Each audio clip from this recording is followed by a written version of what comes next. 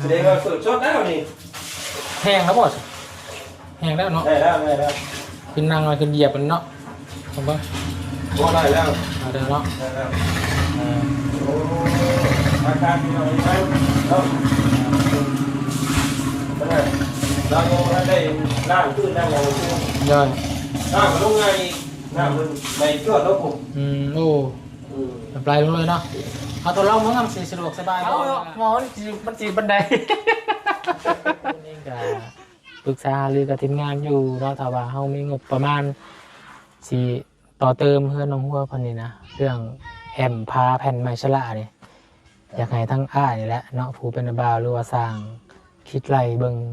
คำนวณเบิ่งให้แน่ว่าในราคาสร้างแอมเบิ้ลนี่ใส่ทั้งบ้านใส่ทั้งบ้านทั้งวงอย่างนั้นนะคิดว่าเท่าไหร่ประมาณ6 ล้านอยู่แท้แอมเลยตัวนี้ใช้ทั้งบ้านทั้งวงหมดเลย6 ล้านเอ้าน้องห้วยไม่ใช่อะไรตั้งน้ำใช้อีกมาเมื่อกี้ไปตั้งน้ำเหมือนกันขอตั้งน้ำมาบ้างเอาขึ้นหน้าเบ้า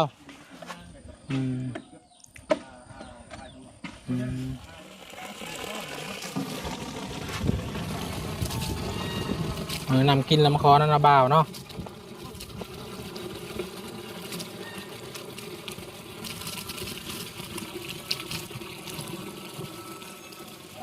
ย่างอยู่ตอนนี้กินไป2หรือกินแต่เช้าพวกโอ้มือเปียกไปถอดปลั๊กโอ้เสร็จก่อนป้าเนาะสมุยานแบบเทียงเพลนพี่น้องเลยเอาจะนอนพี่น้องเลยรอถ่ายแป๊บนึงโอ้ยสโรกหายตัวไปใส่พี่น้องเลยนอนแต่เศร้าแท้ๆเพิ่นหลักไปหายเอียงมาเด้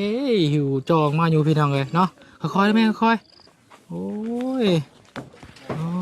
พี่น้องเลยไปหายังแม่นี่นะไปหูดข้าวโอ้ไปหูดข้าวเอากินน้ำกินในก่อนไหมโอ้ยน้องลาเลยเนาะตั้งหมูผักบ่เศร้าอะไรนี่บอกว่าให้กินข้าวก่อนยังมาเฮ็ดสบายดีน้องว่าใช่ท่านบ้างโอ้ผมไม่ได้หน่อยได้พี่น้องหญ้าปานทางวาวเลยสีวันอีกทีหนึ่งเนาะมีแต่เอาใบบินตัวนี้ไปจ่ายพันเนาะอันนี้เป็นน้องเอาเงินน้องก่อนแล้วอ๋อน้องเงินออกก่อนแล้วดูบุคคลที่นี่เขาจะโอเคมีแต่อาจารย์น้องไว้มีแต่ว่าตั้งใจหาเงินนะคำไปเด้อจำนวนนี้กับ4,500,000เนาะฝากให้กับน้องครัวมอบไปกับสร้างน้ำบ่าวเจ้าเด้อพี่น้องเลยเอามีแต่ฝากให้น้องหัวเนาะนมือขึ้นขอบใจทางพอบุญทงแล้วก็พออ้ายไพทิพย์เนาะละอ้ายใจดีจากอุดรเนาะแล้วก็อ้ายใจดีจากฝั่งไทยเมื่อทั้งมวลกับ3 ท่านพี่น้องพอบุญทงอ้ายไพทิพย์แล้วก็อ้ายใจดีจากอุดรอ้ายใจดีจากฝั่งไทย4 ท่านพี่น้องเลยเนาะฝากขอบคุณผ่อนเนี่ยเด้อขอบใจทางพ่อบุญทงและอาภัยทิพย์ที่สมทบเงินมาเฮ็ดห้องน้ำให้น้องขอให้สุขภาพแข็งแรงขอให้อยู่ดีมีแรงขอให้เจริญรุ่งเรืองปรารถนาสิ่งใดขอให้ได้สิ่งนั้นขอให้ร่ำให้รวยโดยว่าจะเฮ็ดธุรกิจอย่างขอให้เฮงปังๆร่ำรวยๆด้วยสาธุและผู้ใหญ่ทุกท่านที่สมทบมาให้น้องขอให้สุขภาพแข็งแรงและ FC ทุกคนที่เบิ่งคลิปน้องขอให้สุขภาพแข็งแรงขอให้อยู่ดีมีแรงขอให้เจริญรุ่งเรืองปรารถนาสิ่งใดขอให้ได้สิ่งนั้นความเจ็บอย่าได้ความไข้อย่ามีเด้อสาธุ1 2 3 4 5 6,15,000 6,20,000เลยเด้ออันนี้เงินเก็บไว้เนาะขอบใจอ้ายเป็นยังเก็บไว้เพื่อไปเยี่ยมไปยามตู่พ่อเนาะไปพุ่นก็ต้องห้องก็ต้องเซาเขาก็ต้องซื้อได้อีกคนอยู่ในเมืองเด้น้ำบ่ฮู้ตกห้องเท่าไรมื้อเท่าไรเฮายังบ่ฮู้คือกันเดี๋ยวถามมือไปจังสอกหากันอีกเทื่อนึงเนาะขายอยู่ขายกินแต่ที่แน่ๆก็ยืนให้ตู่พ่อเท่านั้นแหละพอได้ซื้อในอยู่ในกินอยู่ในเด้เพราะว่าอยู่ในก็ต้อง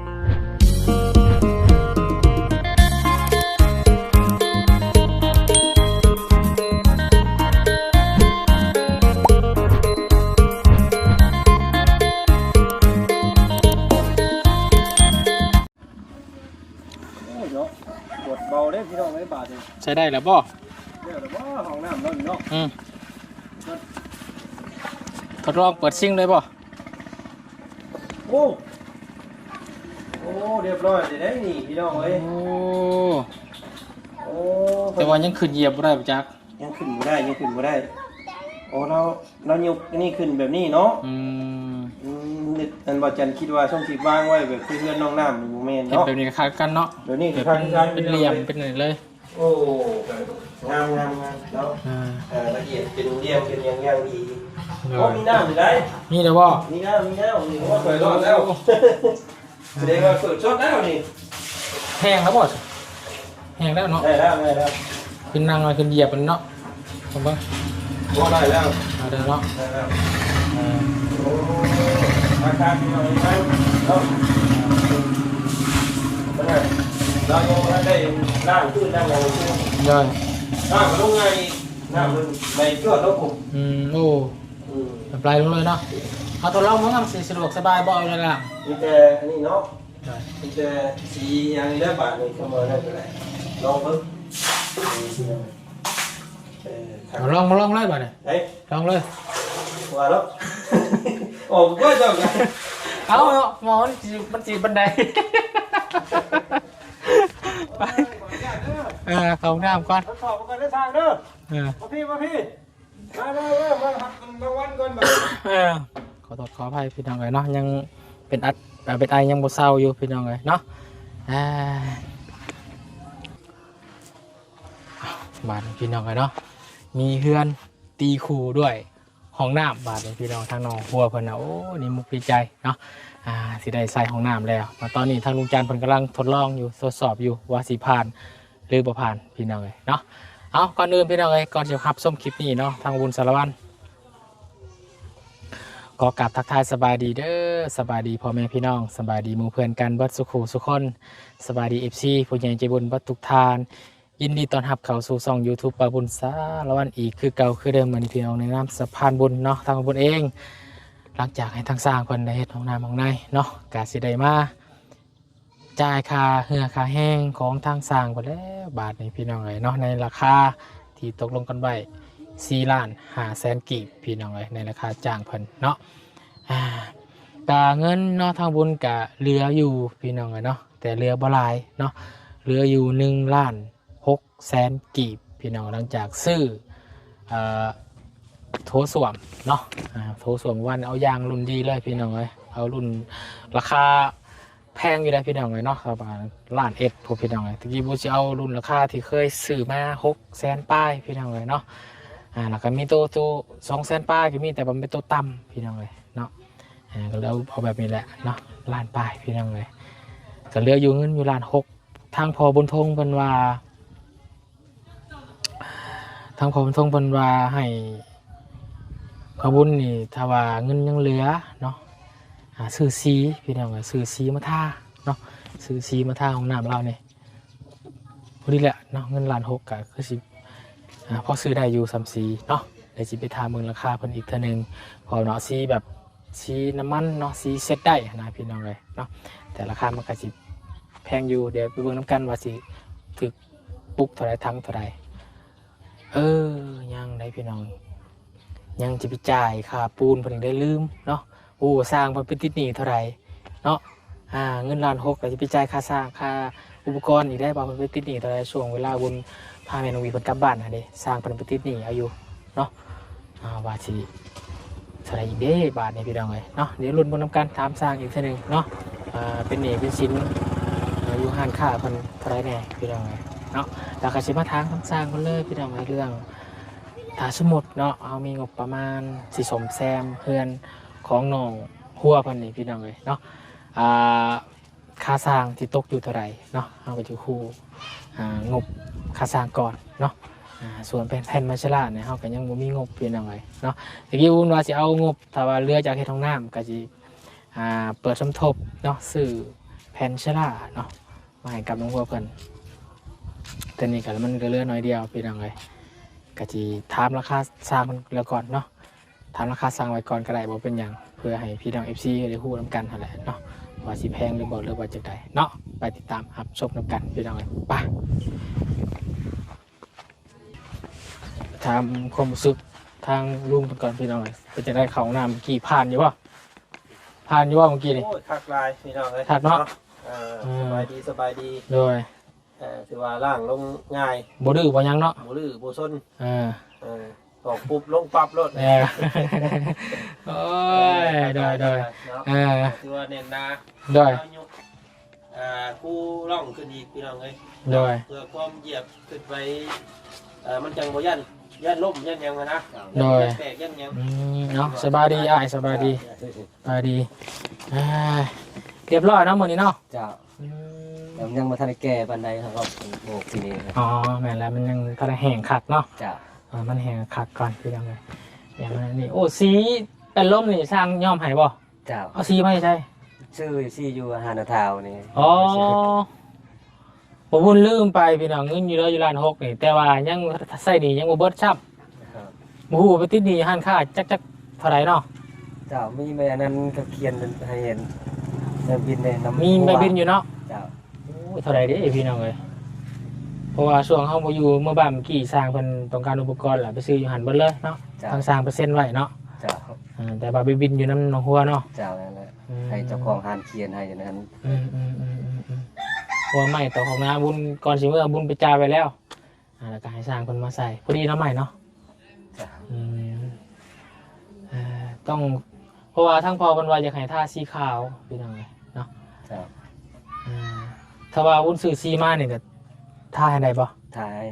อยู่ในสีรันหาเนาะ เจ้า เดี๋ยวบุญหาสีมังก่อนเด้อ เจ้าเจ้า เบิ่งงบประมาณก่อนสิได้เหลือเท่าไรเดี๋ยวจะถังพี่น้องถังหน่อยหนึงก็ได้ดิเนาะ เจ้า ถังหน่อยหนึงก็ได้แล้ว นอกใน นอกในพอดี มีทางตัวทางสีขาวตัวหนึ่งนะ อ่า มันเท่าไหร5 ลิตรเนี่ย อ่า ทาง5 ลิตร สีเพียงพออยู่ใส่สีขาวเอาพอบนทงก่อนว่ะเดี๋ยวสิเบิ่ง น้องสอนบ่ แม่น น้ำเล็กเนาะ คือสีเลือนน้องซ้อนคนนั่นแหละจามันว่าท่าให้เลยนะมีแต่หาสีมันท่าก่อนแล้วจากห้องน้ำเนี่ยไปเฮ็ดเบียร์ทางใดบ้างเนี่ย แล้ววันนี้อยู่ อยู่กับลาบ่ะเนี่ย เจ้า มีแต่หาหูดเข่า เจ้าหา หูด วุธเขา หูดเข่ายังบ่แล้วบ่ ยังอยู่ แสดงว่าเข่าร้ายเติบซะเนาะ บ่ไม่ได้แล้วขนมมีเรียกล่ะก็ให้เมียไปรูดไปต่อ แต่ว่ามีเวียกสร้างมีก็ให้ลูกเมียเฮ็ดเนาะ เจ้า พอหาเงินนี่แหละพี่น้องบล็อกก็เร็วบ่หลายเนาะ เจ้า 2 4 6 8 9พอดีแหละพี่น้องเพื่อเรานี่นี่แหละเนาะทางบาบุญเองก็ปรึกษาหรือกับทีมงานอยู่เนาะถ้าว่าเฮามีงบประมาณสิต่อเติมเพื่อนน้องหัวเพิ่นนี่นะเรื่องแอมพาแผ่นไม้ชะละนี่อยากให้ทั้งอ้ายนี่แหละเนาะผู้เป็นบ่าวหรือว่าสร้างคิดไล่เบิ่งคำนวณเบิ่งให้แน่ว่าในราคาสร้างแอม แอม เบิดนี่ ใจอัน แล้ว บาน ก็ บานทั้ง ใส่ วง ทั้งบานทั้งวงอย่างนั้นนะคิดว่าเท่าไหร่ ประมาณ6 ล้านแทนแอมหมดเลยตัวนี้ใช้ทั้งบ้านทั้งวงหมดเลย 6 ล้าน เจ้า หรือว่าประมาณ10,000เนาะ อืม ได้ตัวเลขกลมๆบ่ฮอด10,000นั่นแหละเป็นอย่าง6 ล้าน ยิงน็อตเอา อันนี้หมดก็ได้ เพราะว่าเล็กตะปูนี่เพราะว่าไม้เก่าเนี่ยอย่ามันตะปู6นี่ปู4นี่สิบ่เข้าเพราะว่าเขาเคยที่เฮ็ดมานะ เจ้า เพราะว่าเฮือนหลังเก่าน่ะมันเป็นไม้เก่าไม้แข็งเด้ มันแข็งแล้ว มันเลยตอกบ่ได้เขาพอเขาตอกไปออกมามันพลาดแล้วถือแผ่นไม้ฉลาดนี่มัน เจ้ามันแตก แตกก็เลยอยากให้ทั้งสร้างยิงน็อตแต่ว่าก็ยังบ่ทันได้มีงบดอก เจ้า ก็ยังขาดงบอยู่หั้นนะออกเพื่อให้ FC ปาลุงเพิ่นผู้ที่ซอยได้รับรู้นํกันว่าค่าสร้างเท่านี้เนาะก็สิได้คำนวณถูกแผ่นไม้ฉลาดนี่ประมาณจักแผ่นทั้งสร้างคำนวณก็คร่าวๆได้บ่คิดว่า ยังเลิกคิดอะไร ใส่ปงเยี่ยมนี่3ใส่ของนี่1ใส่ฝั่งนี้1แล้วก็ใส่ทั้งคุณ1 อืม 3ปอง 1 2 3เนาะ บ่อันนี้แต่ใส่ห้องเดียวนี่ห้องนั้นเต็มเลยก็ได้ เสร็จตัวนี้อันหนึงเนาะ 1แล้วก็ห้องนี้ สอง อันนี้เพิ่นนี่1แล้วก็ทั้งคุณ1 หาเฮือนเนาะ3ปองอืม มันก็สิลดกันว่าไม่ชราลงหลายแต่ว่าจันเบิ่งด้วยตาเปล่านี่ประมาณ70แผ่น เนาะ70แผ่น ประมาณเล่นน้องสอนใหญ่กว่านี้ก็ยัง80 อืม 80กว่า90เล่นน้องสอน 80นี่ก็70เนาะ 70แผ่น 70แผ่นหนึงเท่าไหร่บาทนี่ แผ่ เป็น100,000เนาะ เป็น120,000ที่เป็นเงินบาทก็ประมาณ170หรือว่า180บาท อืม ถึงประมาณ170หรือจักเงินขึ้น อืม เงินบาทขึ้นเงินกีบห่ออ่อนค่าลง อืม ประมาณ170บาทนี่แหละต่อแผ่นนะ อันหมื่นกว่าบาทเนาะมือหนึ่งสิต ต้ ก น อ นึง ยู่ แต่สิตกอยู่ประมาณ55แผ่น 55แผ่นประมาณ15,000นะเนาะ15,000ค่าสร้างอีกมื้อนึงเป็น25,000 ประมาณนั้น พอค่าสร้าง ร 6 ว บาท มอันบายประตู อืม ประตูบาน อืม บานประตูก็3,500,000 อืม วงหนึ่ง ลองเบิ่งนำกันเนาะอันนี้ก็มาแจ้ง FC นำกันเนาะปาลุงกับค่าสร้างเพิ่นแต่ว่าต่อเติมเพื่อนแอมแผ่นไม้ฉลาดก็ตกอยู่6ล้านหน่อยเนาะบ่รุดบ่ลุยเนาะ เจ้า ซ้ำนี้เนาะ รถได้อยู่หรอกเราก็ รถได้อยู่ ให้ลูกให้หลาน ยังบ่พอต่อแล้วหรอกยังบ่ทันมีงบอยู่ ได้งบมาก่อนจังว่าติดต่อแล้วเนาะ อ่า ครับ เพราะว่างบที่จ้างยังบ่มีต่อแล้วล่ะติ สารล้อถ่าน้องวัวพนหน้าก่อนแป๊บหนึงเพียงอย่างวันยังไปเอาน้ำก่อนจังสีมาจ่ายค่าส่งกระซังแล้วก็ให้ทางน้องเพิ่นขอบุญคุณขอบใจทางพอบุญพงษ์แล้วก็ทางพี่ไพทิพย์เนาะหรือว่าพี่ใจดีจากฝั่งไทยเพิ่นเนาะรอถ่าก่อนแป๊บหนึงพี่น้องเอ้ยเอาน้องวัวไปใช้อะไร ตักน้ ตักน้ำใช้อีกมาเมื่อกี้ไปตักน้ำเหมือนกัน ำขอตักน้ำในบ้าน เอาขึ้นนะเบา โอ้ เอาคอน้ำลาวะน้ำยัง น้ำกิน น้ำกินน้ำกินนะมาเขาขึ้นนะเบานี่ อันนี้ยาเตะได้ยังไง จะวางยัง ขอตักน้ ขอตักน้ำจะเด้อ ำบ้านในบ้านขอตักน้ำดิ ทักอยู่นี่เนาะนี่ดิน้ำมาด้านบ่อนี่นะ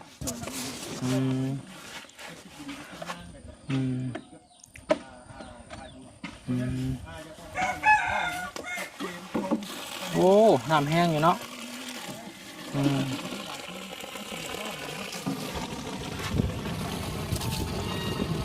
น้ำกินลำคอนั่นนะบ่าวเนาะ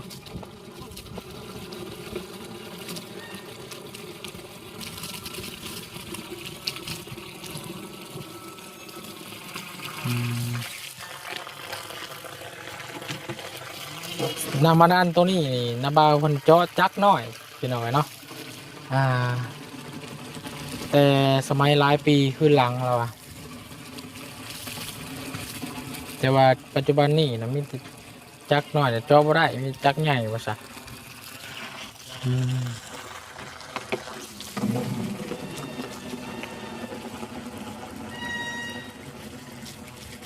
ข้าวกินน้ำหรือเปล่าน้องหัวย่างอยู่ ตอนนี้กินไปสอง หรือกินแต่เช้าพวกโอ้มือเปียกไปถอดปลั๊กโอ้เสร็จก่อนป้าสองพยานแท้นี่เนาะระวังได้มือจะเปียกไปยังบาดนี่เตะ กับตีน ตุกทับตีนโอ้ยน้องกระบะกระโบละระวังเด้อน้องเจ้าถอดปลั๊กอยู่นี่พี่น้องเนาะมันมือเปียกอันตรายเลย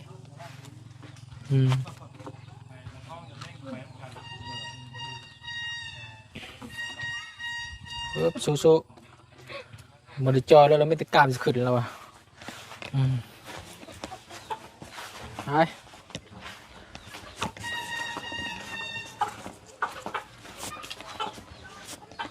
เดี๋ยวให้สร้างเพิ่นพักผ่อนจนได้จักหน่อยก่อนพี่น้องกันนะจังสีเอาเงินหนำคำให้เพิ่นเนาะสร้างเพิ่นแล้วล่ะก็จ่ายเงินให้เพิ่นได้เป็นหัวเนาะแบบเที่ยงเพลนพี่น้องเลยบุได้กินข้าวแต่เช้าคนเราว่ะสิเป็นลมแหละไปเป็นไป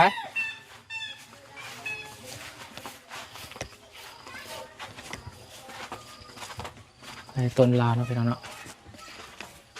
ชุอึ๊บ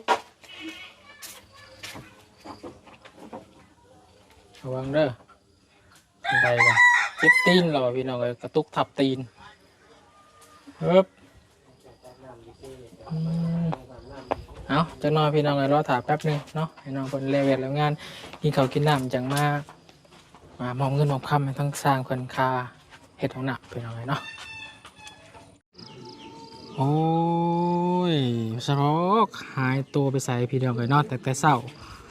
แท้ๆเพิ่นหลักไปหายเอียงมาเด้หิวจองมาอยู่พี่น้องเลยเนาะค่อยๆได้ไหมค่อยๆโอ้ยพี่น้องเลยไปหายังแม่นี่นะ ไปหูดเข้า โอ้ไปหูดเข่า เข้าน้ำท่วมเลย โอ้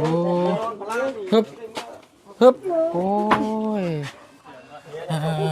เดี๋ยวห่อน้ำให้ก่อนโอ้ยพี่น้องเลยเนาะเอากินน้ำกินได้ก่อนไหม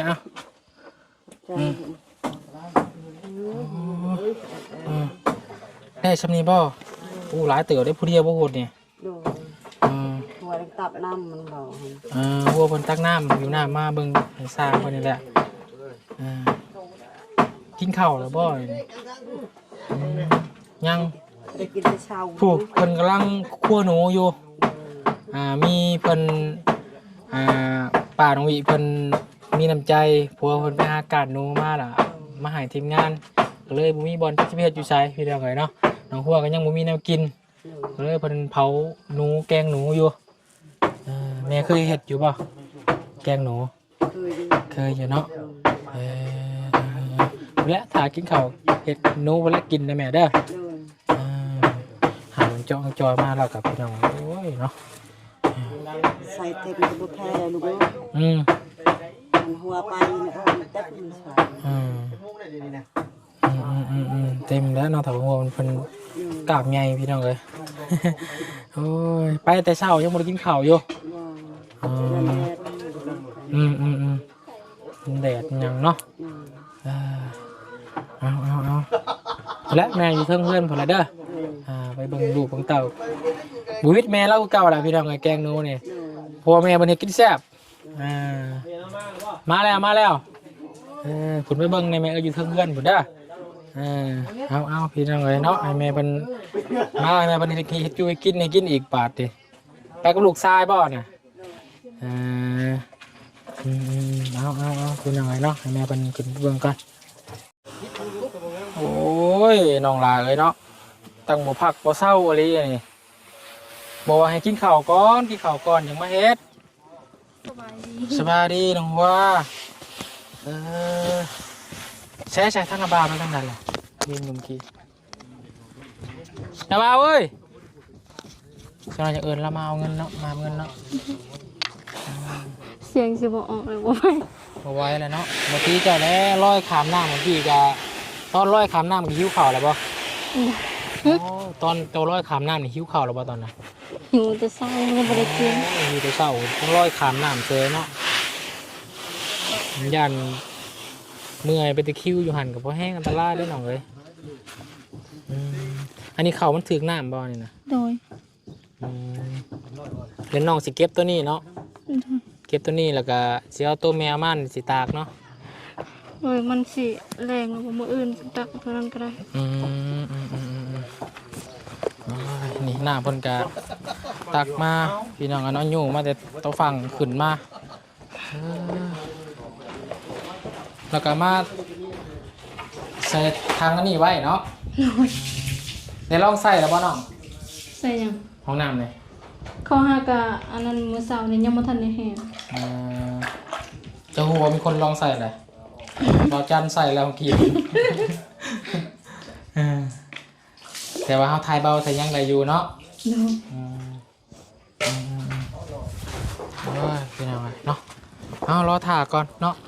ใช้ห้องธนาบาลจะมาเบิ้งกระทั่งนี่ปอจะไหนปลาเงี้ยหรอเดี๋ยวไอ้สิกระชามเพิ่นกินเผ็ดกินข้าวแล้วหรือสิมอบเงินในทั้งช้างเพิ่นก่อนเนาะโดยโอเคพี่น้องโอ้ยเหมาะกับน้องหัวเลยเนาะของน้ำบนนี้เนาะถ้าว่าท่าซีก็ไปในแห้งแล้วนี่พี่น้องเลยเนาะเอาสบายดีอีกเท่านึงเด้อสบายดีพี่น้องเลยเนาะสบายดีอีกเท่านึงพี่น้องเลยบินที่ติดหนีอยู่หันค่าอยู่นอกน้ำเจ้าปะประมาณเท่าไหร่บุ้งไปอะไรมาอะไรเนี่ยเราไม่หลักใจไปมาไอ้เบิ่งอ่ะเดี๋ยว สิมาเบิ่งนำกันพี่น้องว่างบประมาณเฮานำบุญตอนนี้ณตอนนี้พี่น้องเนาะเหลือจากจ่ายค่าทรงค่าสร้างนี่ก็เหลืออยู่1,600,000พี่น้องเลย1,600,000แล้วก็สิมาจ่ายค่านี้ค่าสินอยู่ พี่น้องแล้วเนาะ เจ้า จักเถื่อไปเอาชื่อได้บ่มีปูน ปูนแน่ปูน3 ศอก ปูน3 ศอก ซีแล้วพลอยเขาทาซี สีอยู่นอกก็มีที่เนาะ จ้ะ สีทานี่ จังไรจะปูหูจะมาได้ทำมันเป็นเจ้า เดี๋ยวบุญสิออกไปลองทามเบิ่งถ้าว่าบ่มีก็สิซื้อมาแต่บ้านดงพุ่นแหละจักถุงกล่องกระปุก5 ลิตรก็ได้แน่หน่อยเนาะพออยู่เนาะถือว่าเนียบอยู่หายเพิ่นเฮ็ดกับพี่น้องเนาะประสบการณ์ก็บ่แม่นน้อยจักปีล่ะเฮ็ดงานนี่ 2 ปีเคยไปนเวียดนะไปนเวียดปีนึง ก็เป็นเวียดปีหนึงเนาะ มาไหนเหรอ มายืนระบายพุ่นน่ะโอ้ผมไม่ได้หน่อยได้พี่น้องหญ้าปานทางวาวเลยสี2 กระปุกเนาะ200,000สี2 กระปุก200,000ฟอยล์2 อัน50,000บ้านพับ3 อัน50,000ยวง2 อัน50,000ล็อก15,000ปูน3 สอบ250,000ตกอยู่615,000โอ้กะสิเหลือเงินอยู่ประมาณ1 ล้านเนาะเหลือเงิน1 ล้านพี่น้องเอ้ยเหลือเงิน1 ล้านกีบเนาะเดี๋ยวสิลองไปถามซีวันอีกทีนึงเนาะ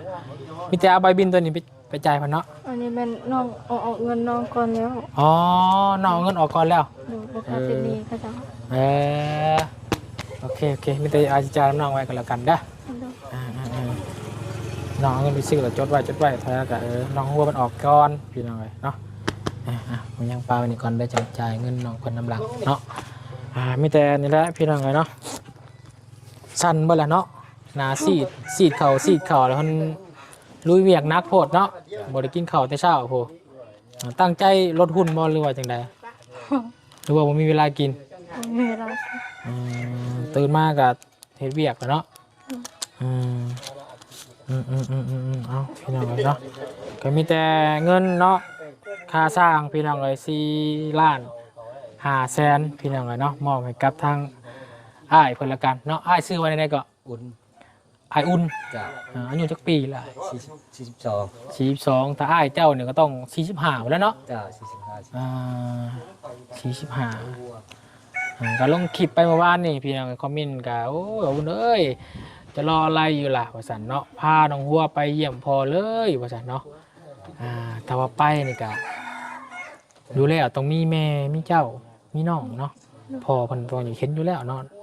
จะเห็นว่าทุกคนถ้าเป็นไปได้เพราะว่าบ่ได้เห็นมาหลายปีแล้วเนาะ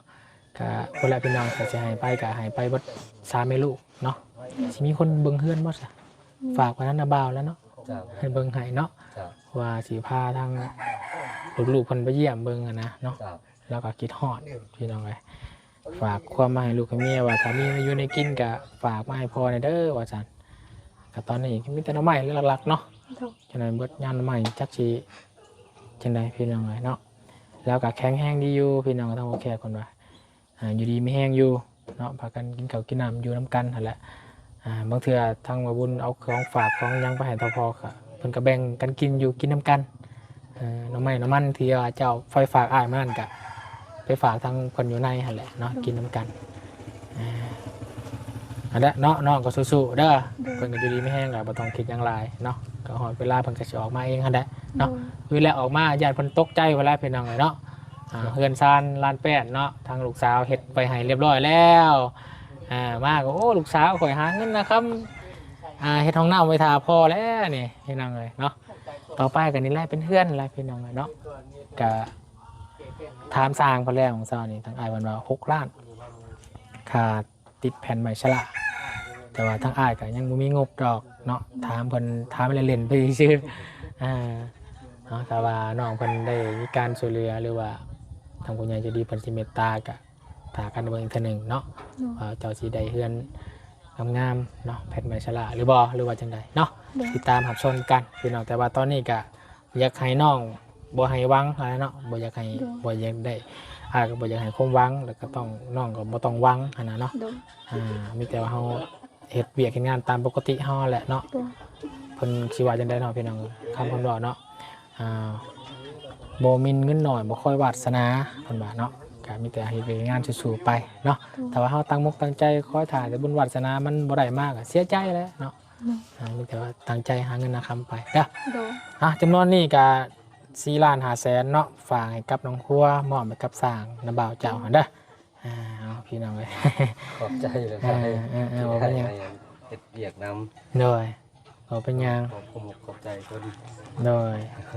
ดีละเนาะมาอยู่นี่ก็คือว่าโชคดีสร้างเฮาก็คือน้าบ่าวของน้องครัวนี่เองพี่น้องเฮาก็บ่ได้ไปทางหาสร้างทางอื่นทางไกลเพิ่นก็เฮ็ดให้โดยใจพี่น้องเนาะเพราะว่าเป็นลูกเป็นหลานของเจ้าของดีใจบ่เห็นหลานได้นะจ้าดีใจดีใจแฮงเนาะน้ำกินกับร้านกับพี่คอมเจ้าพุ่นแล้วเนาะ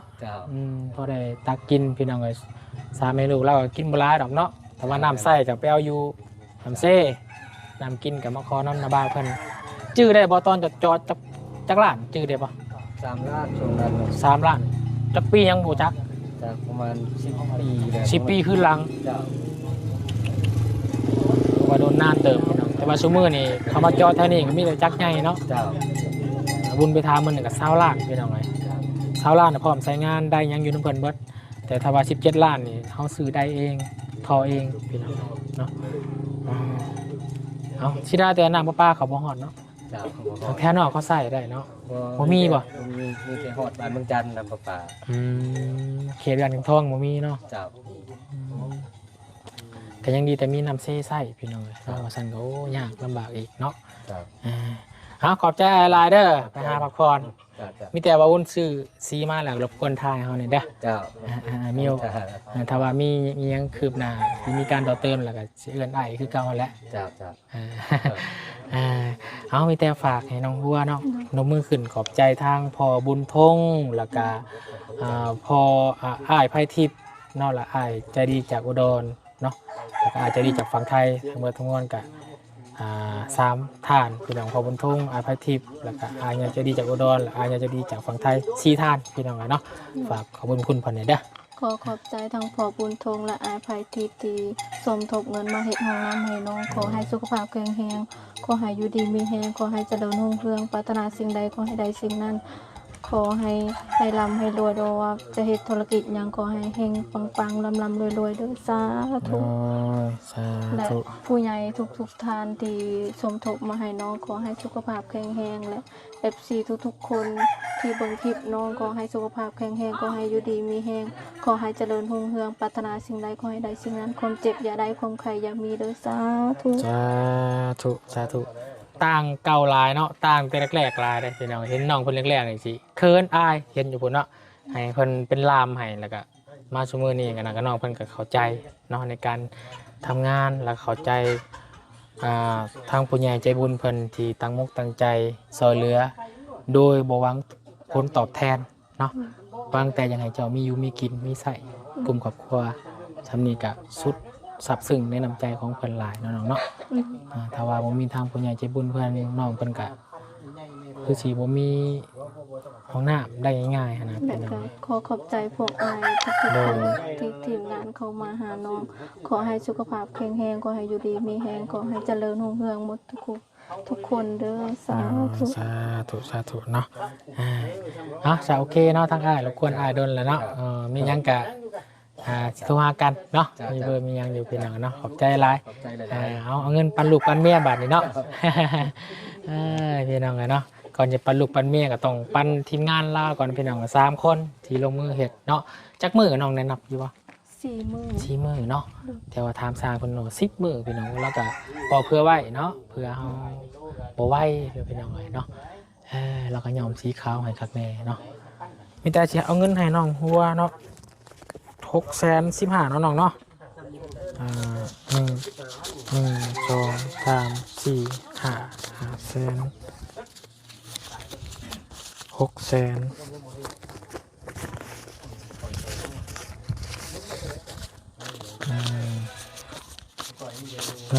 2 3 4 5 6 6,15,000เลยเด้ออันนี้เงินเก็บไว้เนาะ เข้าใจอ้าย บ่เป็นหยังเก็บไว้เพื่อไปเยี่ยมไปยามตู่พ่อเนาะไปพุ่นก็ต้องห้องก็ต้องเซาเขาก็ต้องซื้อได้อยู่พุ่นอยู่ในเมืองเด้น้องบ่ฮู้ว่าตกห้องเท่าไรมื้อเท่าไรเฮายังบ่ฮู้คือกันเดี๋ยวถามมือไปจังสอกหากันอีกเทื่อนึงเนาะข้าอยู่ข้ากินแต่ที่แน่ๆก็ยืนให้ตู่พ่อเพิ่นนั่นแหละพอได้ซื้อในอยู่ในกินอยู่ในเด้เพราะว่าอยู่ในก็ต้องใช้เงินซื้อหันซื้อนี่อะไรแล้วสูบยาอยู่บ่ โดย ป้าตัว2-3 ปีพี่น้องเนาะเอาสู้ๆเนาะดีใจได้มาหลายเด้อพอมากกับสิให้ตลอดพี่น้องแต่ว่าเป็นคนใจแข็งเนาะน้ำตาสิคอ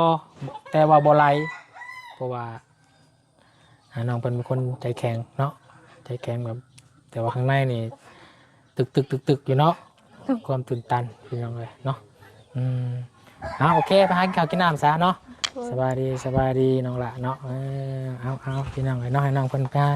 กินข้าวกินน้ำก่อนเนาะบ่ได้กินข้าวแต่เช้าพวกน้องเพิ่นก็ได้พี่น้องเลยเนาะถือว่าโอเคเนาะแต่ว่าก็ยังบ่สมบูรณ์ต้องเอาสีมาทาอีกพี่น้องเลยเนาะเงินนำบุญยัง1 ล้านกีบก็ได้ไปหาซอกซื้อสีมาให้ทางสร้างเพิ่นทาให้เพิ่มเติมเนาะเพราะว่าทางผมบรรทงเพิ่นว่าให้ทางบ่บุญทาสีให้น้องเพิ่นแน่ว่าซั่นพี่น้องให้มันจบมันงามกว่าเก่ากว่าเดิมเนาะจะในทางบุญเองก็ต้องขอบคุณขอบมุกขอบใจเด้อทางพ่อบุญทงหลายๆเนาะแล้วก็ทางไผ่ทิพย์เนาะอยู่ฝั่งไทยแล้วก็ทางใจดีจากจังหวัดอุดรแล้วก็ใจดีจากฝั่งไทยสมทบกันมาสีทานพี่น้องแล้วก็คือทางพ่อบุญทงพันอะไรพี่น้องที่ซอยเรียเกิดกูนล่าต่อลายครอบครัวพอพันกันได้พี่น้องเนาะขอให้พันอยู่ดีไม่แห้งให้สุขกายสบายใจเด้อปราศจากโรคภัยไข้เจ็บทั้งปวงเป็นองค์พมไส้ลูกกระดานตลอดปีและตลอดไปได้ขอเด้อเนาะสำหรับคลิปนี้ FC คือกันเด้อขอบคุณคุณขอบใจสำหรับการติดตามรับชมตลอดมาเนาะคลิปนี้ไปแล้วสบายดี